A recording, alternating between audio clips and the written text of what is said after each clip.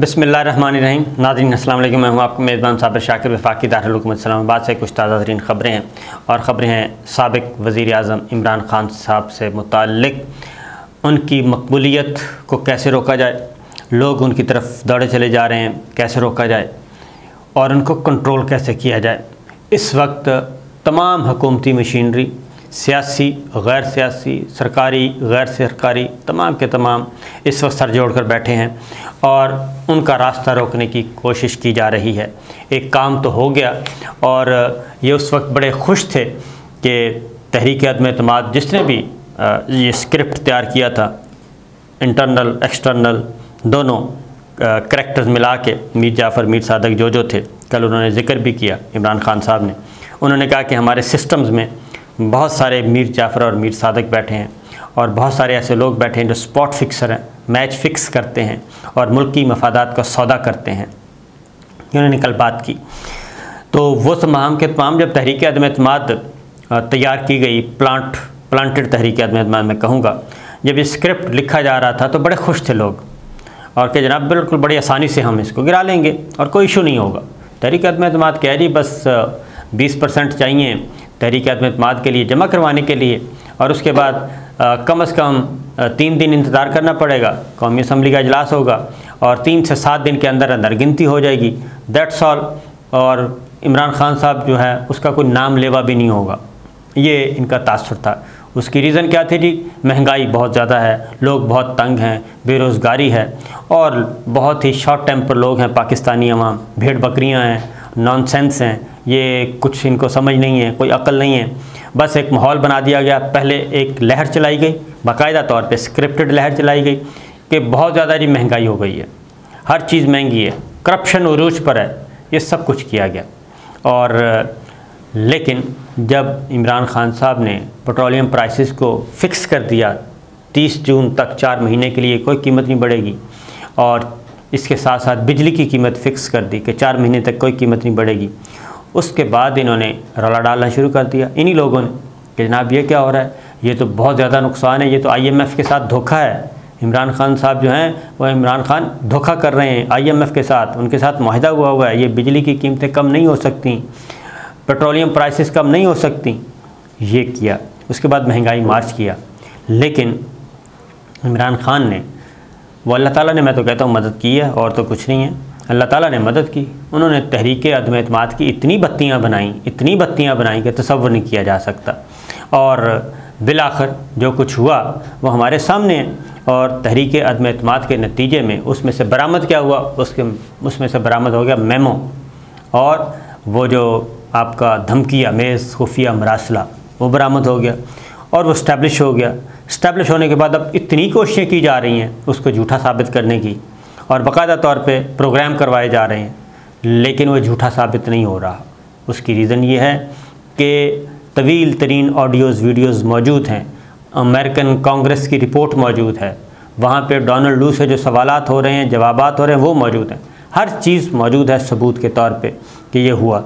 अब अगला मरहला अगला मरहला ये था कि जनाब ख़ान साहब को अब रोका जाए। पहले तो वो सिक्योरिटी के इश्यूज़ खड़े किए गए और एडिशनल डिप्टी कमिश्नर लाहौर, उन्होंने एक बाकायदा तौर पर मरासला जारी किया कि ख़ान साहब वीडियो लिंक के ख़िताब करें और साथ ही ये ख़बर दी गई कि ये जो है आपका इंटरनेट ये स्लो हो जाएगा उस रात और उस दिन, यानी कि आज का दिन 21 अप्रैल है, 21 और 22 को ये स्लो होगा।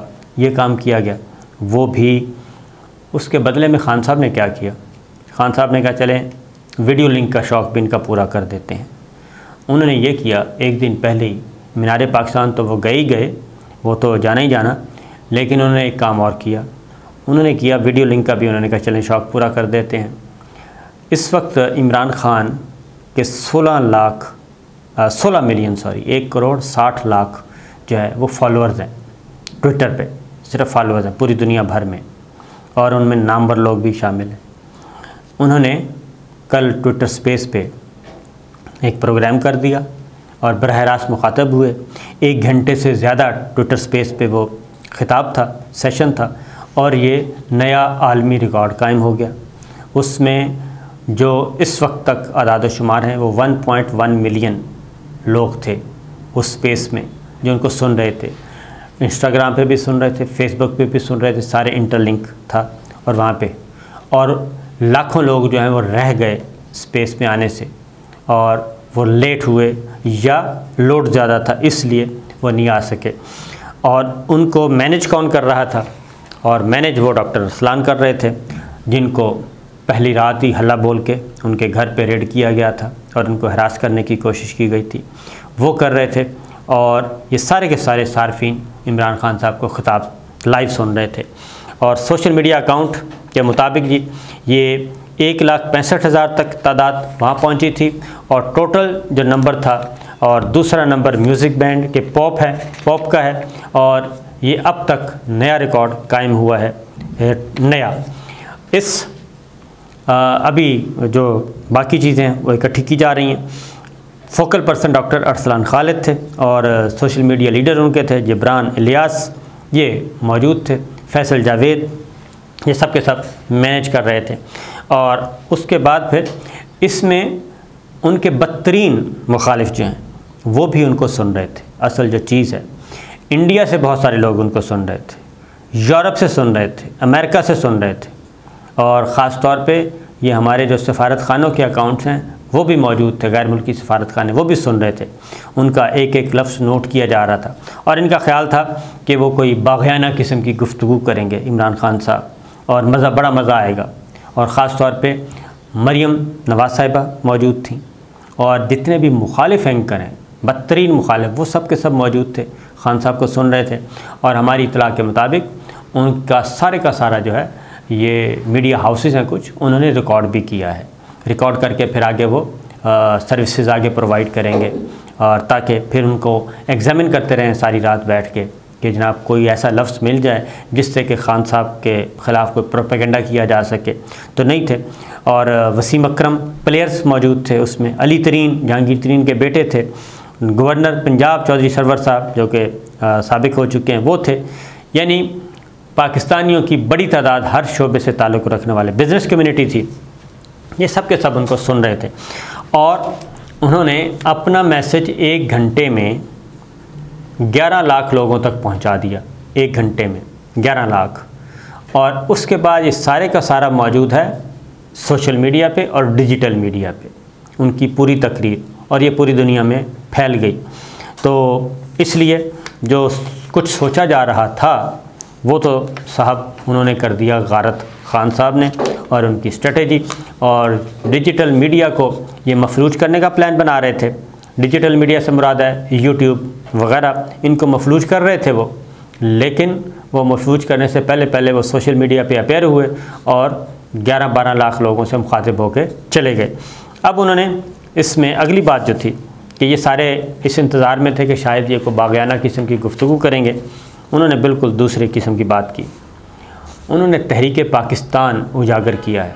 तहरीक पाकिस्तान कि तहरीक पाकिस्तान क्यों, उसका मकसद क्या था, नज़रिया पाकिस्तान क्या था, वो लोगों को एजुकेट कर रहे हैं। और मीनार पाकिस्तान पे वो कहते हैं मैं इकट्ठा क्यों कर रहा हूँ लोगों को, वो इसलिए कर रहा हूँ कि यहाँ पे करारदाद पाकिस्तान मंजूर हुई थी और अब 75 साल के बाद तजदीद अहद होगा और नई करारदाद पास करेंगे। आज़ादी पाकिस्तान की हकीकी आज़ादी हम हासिल करेंगे। ये जो ज़हनी ग़ुलामी है उससे हमने निजात हासिल करनी है। ये आज तक किसी भी लीडर को तौफीक नहीं हुई। नारे तो लगाए गए लेकिन वो कर रहे हैं बिल्कुल बेसिक। अब वो जो महंगाई है ना, वो सारे का सारा खान साहब को तो एक बहुत बड़ा फ़ायदा हुआ, अल्लाह ताला ने ये फ़ायदा दिया कि वो महंगाई, बेरोज़गारी, वो जितना भी प्रोपेगेंडा था कि सारे का सारा फना हो गया और सारी चीज़ें पीछे चली गई। एक तोशा खाना है, वो तोशा खाना को भी कोई लिफ्ट नहीं करवा रहा। वो कहते हैं कि तोशा खाना की तफसील आप इनसे पूछ रहे हैं, तो आज से पहले जो हुक्मरान थे जो गाड़ियाँ, बड़ी बड़ी गाड़ियाँ ही ले गए और बग़ैर कुछ अदा किए ले गए, वो तो पहले बरामद कर लें और उसके बाद उनसे पूछ लें। तो वो कैबिनेट सेक्रेटरी ने बताना है, वो तो सारा कुछ कैबिनेट डिवीज़न ने बताना है कि तोशा खाना की तफसीलात क्या हैं। मकसद ये है कि खान साहब को किसी भी तरीके से डीफेम किया जाए। अब डीफेम वाला काम मुझे नहीं लगता कि मरियम सफदर साहबा, नवाज शरीफ साहब डीफेम नहीं हो सके इतने बड़े बड़े मुकदमात के बावजूद, तो खान साहब कैसे डीफेम हो जाएंगे इस तरह की हरकतों से या इस तरह के इक़दामात से। तो मुझे नहीं लगता कि ऐसा कोई इम्कान है।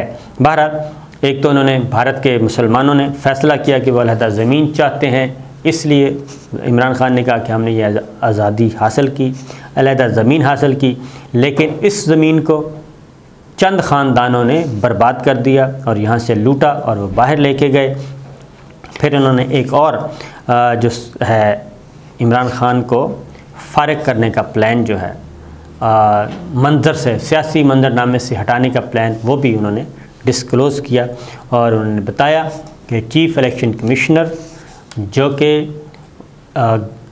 लेके आए थे, गारंटी दी थी इस्टेब्लिशमेंट ने, इनकी गारंटर्स बने थे, ये डेडलॉक था, नहीं नाम फाइनल हो रहा था। अब चीफ़ इलेक्शन कमिश्नर जो हैं वो सईद मेहदी साहब के दामाद हैं। सईद मेहदी साहब जो हैं वो वज़ीर आज़म साबिक़ नवाज़ शरीफ साहब अक्टूबर 99 उस वक्त उनके प्रिंसिपल सेक्रेटरी थे। तो ये एक चेन है। पिछली गवर्नमेंट में भी सईद मेहदी साहब एक अहम ओहदे पर फाइज थे, नवाज़ शरीफ साहब की जो लास्ट गवर्नमेंट थी। तो इसलिए वो कहते हैं मुझे तो गारंटी दी थी इस्टेब्लिशमेंट ने इनकी, तो इसलिए मैंने इनको ओके कर दिया था। अब ज़ाहिर है वो वेले न रहे और मज्जा न रहियाँ, वो सब कुछ ही तब्दील हो गया, अब नहीं है। तो लेकिन एक बात उन्होंने ज़रूर कह दी है कि ये chief election commissioner Tehreek Insaf को कलअदम करार देना चाहते हैं, पाबंदी लगाना चाहते हैं इस जमात पे। और उनकी जमात जो तहरीक इंसाफ, शौकत खानम हस्पताल के अकाउंट्स भी शामिल थे और अक्सर अफराद का ताल्लुक़ PTI से था जिन्हें हैरानकुन तौर पर अनफॉलो कर दिया गया। ये सारी बातें उन्होंने कहा कि मौजूद हैं। और इमरान खान के 10 मिलियन से फॉलोअर्स थे जिनकी तादाद अब मज़ीद बढ़ गई है। ये ख़ास तौर पे जब तहरीक अदम इत्माद और इश्तार हुआ तो इस दौरान इमरान खान के फॉलोअर्स की तादाद बढ़ रही है। तो उन्होंने ये भी बताया जी कि पिछली गवर्नमेंट में इत्तेहादी उनको ब्लैकमेल करते रहे, कोई कानून साज़ी नहीं होने दी, लिहाजा अब लोगों से वो अपील कर रहे हैं कि जब भी इंतखाबात हों जो कि जल्द होने हैं, उन्होंने कहा कि उसमें 2/3 अक्सरियत उनको लेके दी जाए ताकि वो आएँ और अपना एजेंडा जो है वो भरपूर तरीके से उस पर अमल कर सकें। इसी दौरान डिप्टी स्पीकर जाहिद अकरम दुर्रानी ने भी अपने ओहदे का हल्फ उठा लिया। इस तरीके से जमीयत उलमा इस्लाम को इस केक में जितना हिस्सा मिलना था वो मिल चुका, अब एक गवर्नरशिप बाकी है। अब तक 4 वफाकी वजारतें JUI के हिस्से में आ चुकी हैं, मौलाना के हिस्से में उनका बेटा भी वफाकी वज़ीर बन चुका है और अकरम दुरानी साहब के बेटे हैं जाहिद अकरम दुरानी साहब, ये डिप्टी स्पीकर बन चुके हैं। इस तरीके से जो इक़्तिदार का केक है वो अभी भी उसकी तकसीम जारी है। और कुछ लंदन में बिलावल साहब गए हुए हैं, वहाँ पे भी मज़ीद जो केक के हिस्से हैं वो कैसे कैसे तकसीम होने हैं उसके लिए नवाज़ शरीफ साहब की गुफ्तगू चल रही है पीपल्स पार्टी के साथ। वहाँ से वो ओके करवाएंगे और यहाँ आके बताएंगे तो शहबाज शरीफ साहब उस पर अमल दरामद शुरू कर देंगे। बहरहाल बड़ा दिलचस्प खेल है और ये जारी है जनाब। और इसी दौरान कुछ एक और बात की गई कि साबिक़ वज़रा, इमरान खान काबीना के वज़रा के नाम नो फ्लाई लिस्ट में डाल दिए जाएँ ताकि वो बैरून मुल्क सफ़र ना कर सकें। इजाज़त दीजिए, अल्लाह हाफ़िज़।